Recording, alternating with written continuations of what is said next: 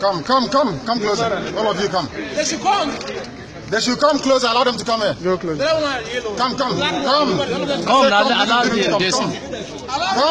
him to come. These people, their children are in DSS custody. They've been there for about 5 years. For 5 years without trial. That's what they do in this country. Very terrible. Over 2,000 people locked down there without trial. And this is not justice in any way, shape, or form. As Mary Wollstonecraft said, what makes you human is ability to reason. Here, people don't reason. That's why they're detained. Their children have been there for a very long time. Usman Abubakar is in detention. Mokhtar Omar is in detention at DSS. They don't want to bring them to court.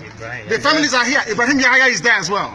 I was with them. Musa Kalamo is also there. Belief is also there. Says Bachimesi and the rest of them. For 5 years, they're still in detention.